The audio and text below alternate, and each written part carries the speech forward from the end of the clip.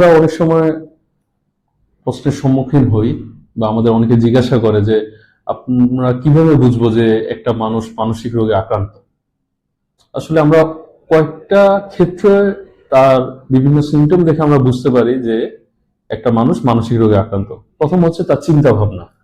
একটা মানুষ যখন তার মানসিক রোগে আক্রান্ত হবে, সে যদি ডিপ্রেশনে, মেজর ডিপ্রেসিভ ডিসঅর্ডার হোক, সিজোফ্রেনিয়া হোক, বাইপোলার হোক, অ্যাংজাইটি হোক, যে কোনো ডিসঅর্ডার আক্রান্ত হলে তার প্রথমে যেটা, তার চিন্তা ভাবনা একটা চেঞ্জ আসবে, পরিবর্তন আসবে। সে নর্মালি চিন্তা করবে না।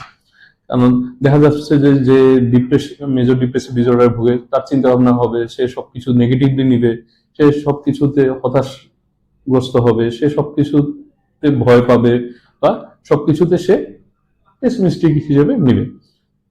বা এনজাইটিতে যদি থাকে, সে ছোটখাটো বিষয় নিয়ে বেশি চিন্তা করবে, বেশি অস্থির হয়ে যাবে। তেমনই সিজোফ্রেনিয়ার ক্ষেত্রে হয় চিন্তার পরিবর্তন। দুই নাম্বার হচ্ছে তার আবেগের পরিবর্তন হয়, ইমোশনের পরিবর্তন হয়, তার রিয়েকশনের পরিবর্তন হয়।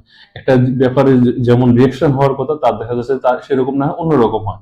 যেমন একজন মেজর ডিপ্রেসিভ ডিসঅর্ডারের পেশেন্ট কোন একটা আনন্দের ঘটনা ঘটলেও সে এইটা রিয়েকশন হিসেবে তার মন খারাপই থাকে, সে তাতেও আনন্দ ফিল করে না, তার রিয়েকশনে একটা চেঞ্জ হয়।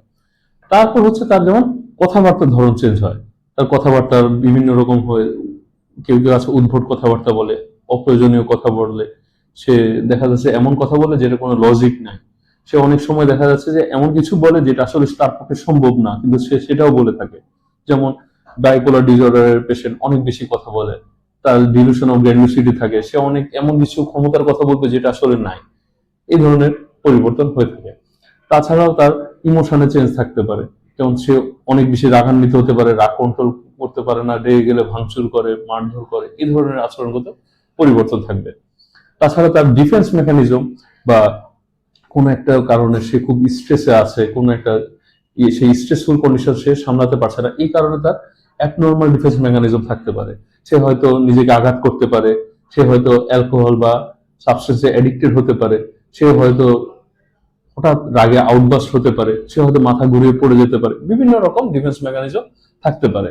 তো আমরা আসলে অনেকটা ক্ষেত্র দেখে আমরা বুঝবো যে একটা মানুষ মানসিক রোগে আক্রান্ত কিনা, সেটা বুঝবো আমরা কয়টা ক্ষেত্র থেকে। যেমন ইমোশন বললাম, তার চিন্তা ভাবনা বললাম, তার স্পিচের ধরন বললাম, তার রিয়েকশন দেখে বুঝবো।